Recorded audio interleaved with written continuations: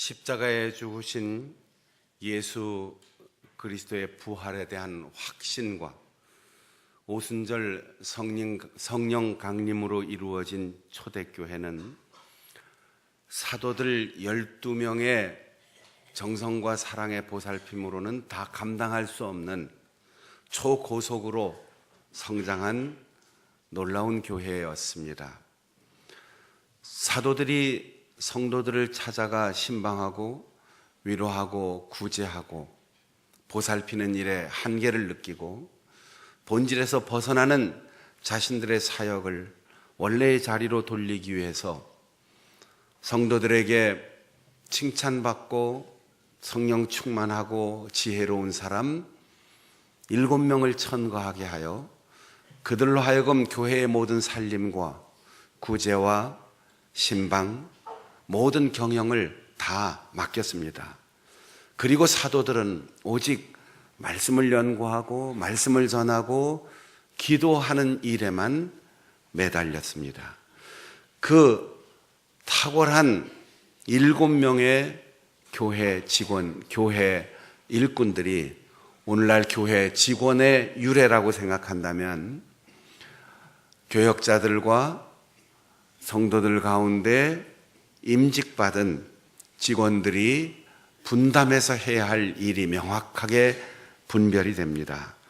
그 7명 가운데도 두드러지게 그 삶의 업적을 오늘날까지 자랑스러운 이름으로 남긴 사람 둘이 있는데 스데반과 빌립입니다. 스데반은 복음을 전하다가 순교하였습니다. 그가 순교하는 장면에 보면 돌에 맞아서 죽는 고통 속에서 사람을 보고 날아오는 돌멩이를 보지 않고 하늘을 우러러보면서 천사와 같은 평화로운 표정을 잃지 않았습니다. 아프고 억울하고 섭섭하고 복음을 위하여 최선을 다하여 헌신했는데 돌아온 것은 돌멩이 그리고 죽음뿐이었지만 그는 사람을 보지 않고 하늘을 열어볼 수 있는 영안이 열렸고 자기를 응원하시느라고 일어나 계시는 예수 그리스도를 보았습니다. 우리가 왜 가정에서 별것 아닌 일 때문에 대화하다가 부부간에 서운해질까요? 교회에서 신앙생활하고 맡은 바 직분과 사명을 위하여 사역하는데 왜 속상한 일이 자꾸 생길까요? 눈을 들어 하늘을 봐야 되는데 사람을 자꾸 보게 되는 거죠. 나에게 일어나는 이 일을 자꾸 보게 되는 거죠. 스데반은 죽는 그 순간까지도 오히려 저들을 용서하여 주시옵소서 예수님의 십자가의 기도를 닮아 기도하는 사랑의 사람이었습니다. 그 스데반이 죽는 순간 옆에 있던 사울이라고 하는 한 청년이 있었는데 그가 예수 믿는 사람은 죽어도 당연해, 마땅히 여기고 거기서 끝나지 않고 예수 믿는 사람들을 체포하고 감옥에 가두고 죽이는 그 일에 열심을 내서 사울이 교회를 잔멸하였다 이렇게 표현되어 있는데 아주 잔인하게 쓸어 없애려고 날뛰고 있었다라는 표현입니다. 사실 우리가 누구든 사람이 집착하는 데가 있어요. 좋아하는 취미도 있고 계속해서 마음을 쏟는 그런 어떤 대상들이 있습니다. 집착일 수도 있고 집념일 수도 있고 중독일 수도 있어요. 그런데 세상에 어떠한 일에도 고칠 수 있고 대화와 타협의 여지가 있는데 종교적으로 잘못 미치면 대책이 안 서요. 목사든 장로든 권사든 스님이든 신부님이든 어떤 사람이든 신앙적으로 그 원래의 진리에 바로 서야 되는데 자기의 생각을 진리라고 굳게 믿고 자기가 하나님의 대리자라고 확신하고 종교적으로 이렇게 잘못되면 아무도 말리지를 못해요. 사랑하는 여러분, 여러분이 열심히 믿고 확실히 믿고 목숨 걸고 믿되 사람이나 제도나 자기의 생각이나 경험이 아니라 하나님을 믿고 십자가에서 죽으신 예수 그리스도의 복음을 믿고 참된 진리를 위하여 헌신할 수 있기를 바랍니다. 사울을 비롯한 유대 종교 지도자들의 박해 때문에 사도들만 목숨 걸고 교회를 지키기 위하여 예루살렘에 남고 나머지 교회의 지도자들과 성도들이 예루살렘 외곽으로 흩어지기 시작했습니다. 그래서 유대와 사마리아로 박해를 피하여 흩어졌다고 했어요. 당하는 사람의 입장에서는 십자가 예수를 만나고 부활하신 예수님의 능력과 성령 충만을 경험했고 하나님의 뜻을 따라 복음을 전했는데 돌아온 건 돌멩이, 돌아온 건 비난, 돌아온 건 박해, 죽음뿐이었어요. 그런데 여기 흩어지기 시작하였다는 거예요. 왜냐하면 바벨탑처럼 예루살렘에 어마어마하고 큰 교회를 세우는 것이 하나님의 뜻이 아니라 성령이 임하시면 너희가 권능을 받고 예루살렘부터 유대와 사마리아와 땅 끝까지 이르러 나의 증인이 될 것이다. 이렇게 예언하신 것처럼 바로 복음의 능력이 확산되어가는 과정에서 하나님은 박해라고 하는 수단을 사용하셨다는 거예요. 여러분, 우리가 알 수 없는 고난과 박해를 받을 수 있습니다. 해결할 수 없는 난관에 봉착할 수도 있습니다. 좋은 일 했는데 돌아온 건 비난이나 억울한 소리를 들을 수 있어요. 그럴 때 사람을 보고 환경을 보지 말고 일어난 일을 보지 말고 하나님께서 오늘 이 일과 우리의 관계를 통하여 무엇을 하시는지 거기에 초점을 맞추고 하나님의 뜻을 묵상한다면 박해 때문에 유대와 사마리아로 흩어졌다. 이 말씀이 곧 성령의 능력으로 복음이 세계적으로 확산되어 간다는 뜻으로 해석이 될 것입니다. 그리고 또 하나 걸출한 지도자가 있는데 빌립이라고 하는 사람입니다. 사도 빌립과 구별된 이 사람을 보통 집사 빌립 이렇게 말합니다. 이름이 같아서 사도 빌립인 줄 자꾸 잘못 생각할 수 있는데 사도행전 여기에 나오는 빌립은 7명의 선출된 교회 직원 중에 한 사람입니다. 그가 교회 봉사 열심히 했지요. 사도들에게 부럽지 않은, 요즘으로 말하면 목사와 비교하여 견주어도 손색 없는 전도자로, 설교자로, 봉사자로, 평신도 지도자로 최선을 다하여 헌신했습니다. 그런데 돌아온 게 뭐예요? 박해입니다. 게다가 천사가 나타났습니다. 여러분, 혹시 하나님이 천사를 보내주셔서 우리에게 소원이 있으면 말해봐라, 이렇게 동화에 나오는 것처럼 천사를 만날 수 있는 기회가 있다면 여러분은 천사를 통해서 무슨 말을 듣기를 원하십니까?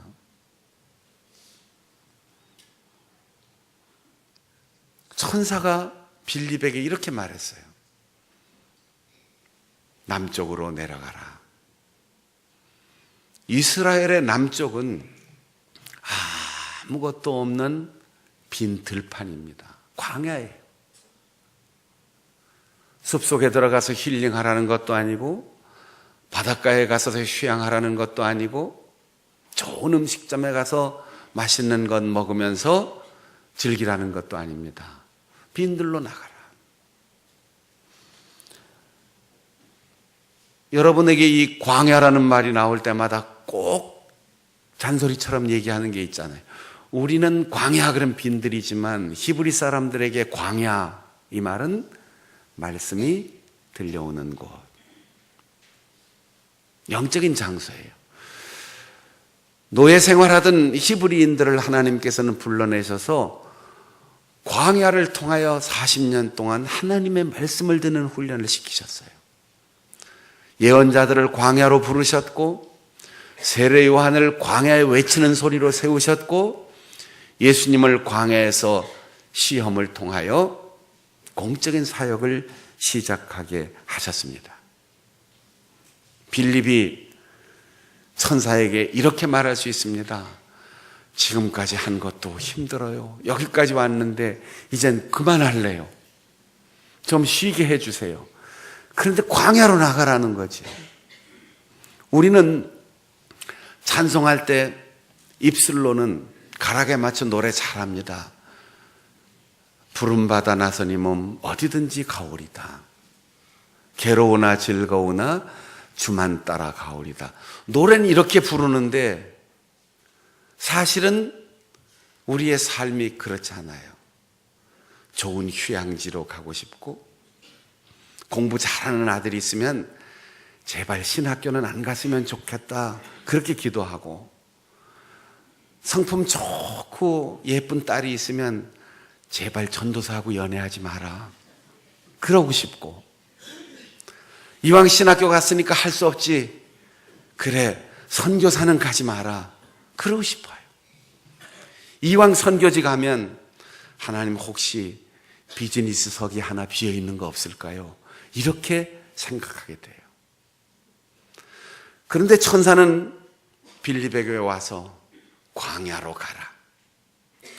사람들의 소리가 들려오지 않는 곳, 사람들이 만들어 놓은 편안한 인공 구조물 아무것도 없는 그 들판으로 가라. 그는 따라갔습니다. 그 말씀을 따라 아골골짝 빈들에도 복음 들고 가오리다. 소돔 같은 거리에도 사랑 안고 찾아가서 종의 몸에 지닌 것 아낌없이 드리리다. 우리가 부르는 찬송처럼 빌립은 그렇게 천사의 음성에 순종해서 광야로 갔습니다. 그리고 거기에 수레를 타고 가는 에티오피아의 고위 관료를 만났습니다. 에티오피아의 나라의 재정 창고를 맡은 내시. 우리가 이렇게 수레가 간다, 내시다 이러면 별 볼 일 없는 사람 같지만 예전에는 안전을 위해서 왕의 측근들은 다 거세하고 내시들이 고위직을 맡았어요. 에티오피아라고 하는 한 왕국의 국고를 책임진, 오늘날로 말하면 경제부총리나 재경부 장관이나 한국은행 총재쯤 되는 사람인데 수레 한 대 덜컹덜컹 가겠습니까? 행렬이 얼마나 대단했겠습니까?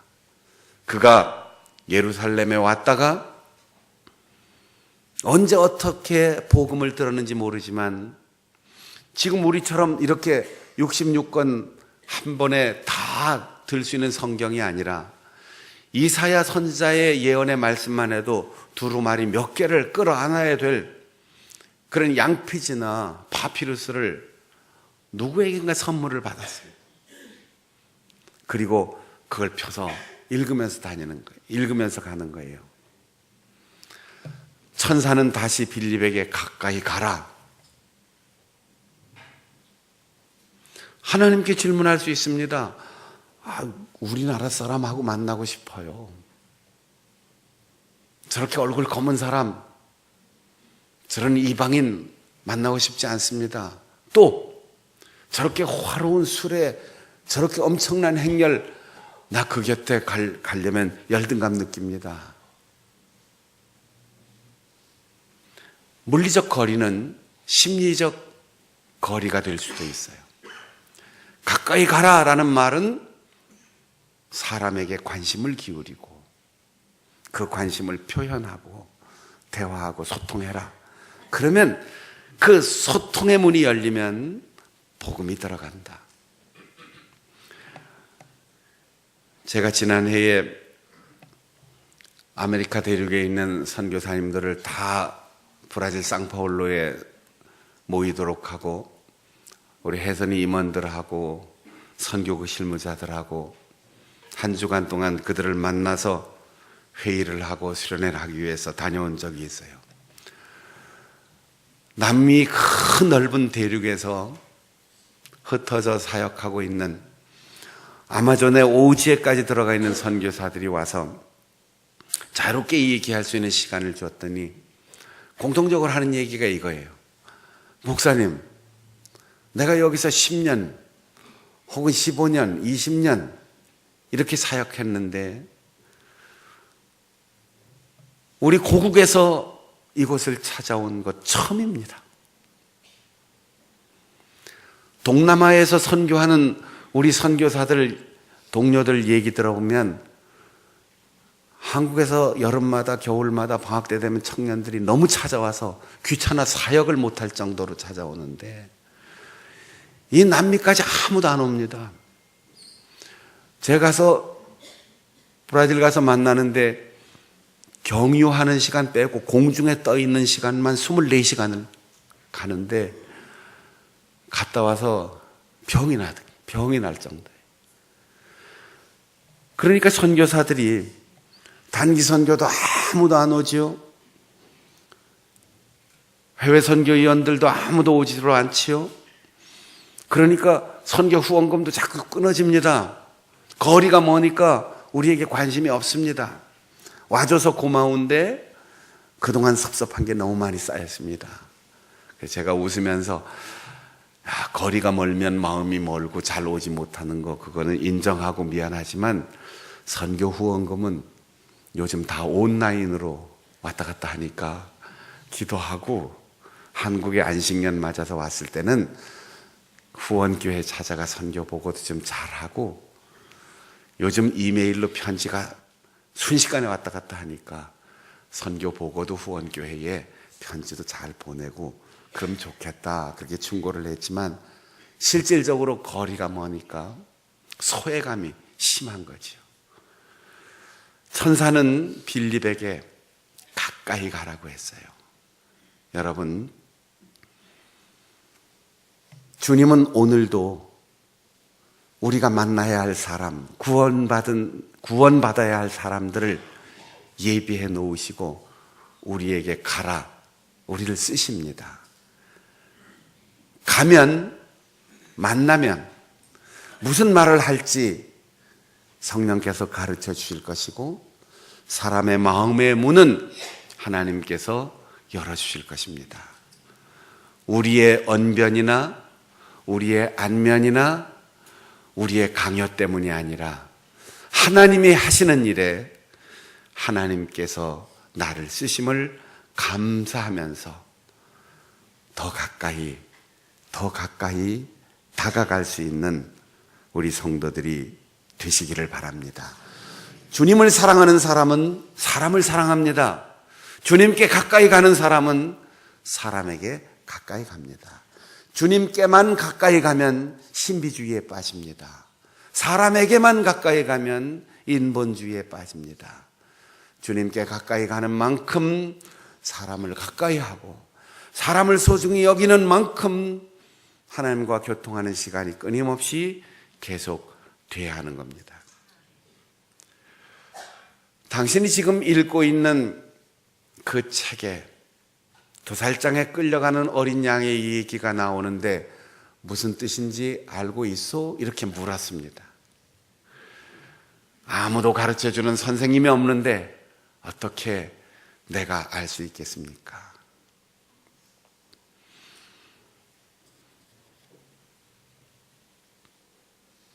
제가 엊그제도 우리 서울신대 교수님들을 신학부 교수님들을 한 20여 명 만나서 식사 대접하면서 같이 얘기하고 이렇게 왔는데 저보고 인사 좀 하라 그래서 늘 아는 얼굴이지만 우리 애들 잘 가르쳐 주시고 또 우리 다음 세대 잘 길러주셔서 고맙습니다. 또 나는 선생님들 만날 때마다 배우는 게 있어서 고맙습니다. 그렇게 인사를 했는데 저보다 후배고 나이가 어리고 그거하고 상관없이 우리 선생님들을 만나면 늘 배우는 게 있어요. 그래서 우리의 자녀들이 좋은 선생님을 만날 수 있도록 여러분들이 기도해야 하고 우리는 나이와 상관없이 죽을 때까지 늘 좋은 선생님을 만나서 매일매일 배우면서 살아야지 돼요. 빌립이 그에게 무슨 말을 했습니까? 성경을 명확하게 풀어서 예수 그리스도의 복음을 전했다고 했습니다. 여러분, 딴 얘기 좀 하지 맙시다. 구역 예배에 모여서 딴 얘기 좀 하지 말고, 기관의 원료에 모여서 딴 얘기 하지 말고, 성도와 성도가 교회에 모여서 다른 얘기 하지 마세요. 물론 우리가 중요한 시대적인 변화 그리고 계절의 변화에 따라서 다양한 정보가 들어오고 하고 싶은 얘기 많지요. 그러나 그 중심에 언제나 예수 그리스도를 잊지 말아야 돼요. 우리의 대화의 중심에 십자가의 예수 그리스도, 부활하신 예수 그리스도, 성령의 권능, 이게 사라지지 말아야지 돼요. 우리의 자녀들이 사람들이 선망하는 좋은 학교를 가고 사람들이 부러워하는 좋은 직장에 취직하고 출세하고 성공하고 부자가 되는 것도 중요하지만 그 속에 예수가 없으면 아무 소용이 없어요. 우리의 일생 정말 믿음으로 행복하게 살았어도 마지막에 자녀들이 삐뚤어지면 우리의 노후가 불행해집니다. 재산을 물려주는 것보다 세상에서 출세시키는 것보다 더 중요한 것 단 한 가지, 예수 그리스도의 복음을 전하는 거예요. 제가 예화를 해도 시사적인 얘기는 잘 안 하는데 하도 요즘 재미있는 일이 많아서 잠깐만 얘기를 좀 할게요. 빌립의 이름이 필리포스라고 하는 이름이 말을 사랑하는 사람, 그런 뜻이에요. 여기에 말은 언어가 아니고 달리는 말, 군인들이 타고 경주하는 말, 그 말을 좋아하는 사람, 이런 뜻이에요. 대개 성경의 인물들이 이름대로 살았는데 빌립은 이름대로 살지 않았어요. 진짜 말을 좋아했다면 경마 선수가 되든지 군인이 되든지 전쟁터에 나가 승리하든지 그랬을 텐데 말하고는 전혀 상관없는 인생을 살았어요. 말씀을 사랑했고 하나님을 사랑했고 교회를 사랑했고 사람을 사랑했어요. 그래서 그의 인생은 교회의 역사에 성경에 남는 아름다운 이름이 되었어요. 우리나라에서는 괜히 말 좋아하다가 아주 패가망신한 사람도 있어요. 공짜 말 좋아하다가 권력의 핵심에서 밀려난 사람도 있어요. 우리 교회가 개척될 바로 그 해에 트럭 한 대 가지고 인천에서 미군들 이삿짐 날라주면서 시작했던 조그만 운수회사가 있었습니다. 월남전에 트럭 몇 대 가지고 가서 베트남전에 참전하는 미군들 물자 수송해주면서 조금씩 성장했던 기업이 있었습니다.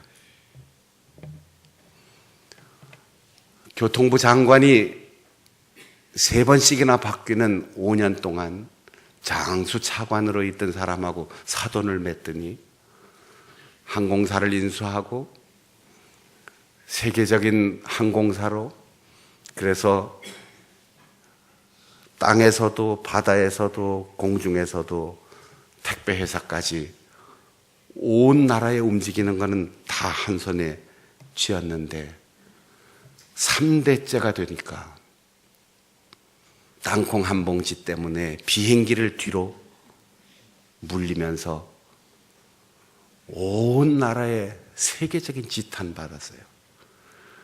부자들이 가난한 종업원들 못 살게 군다고 행세한다고 갑질이라는 말이 나오더니 그때 슈퍼 갑질이라는 말이 나오고, 그 항공사의 물이 세상에서 제일 맛있고 깨끗한 물이 제공된다고 제주 생수 마시면서 우리 좋아했는데, 물 한 컵 잘못 뿌리니까 3대째 키워온 기업이 하루아침에 무너지게 생겼어요. 여러분, 기업을 물려주고 학벌을 물려주고 권력을 물려주는 것, 이거 허망한 겁니다.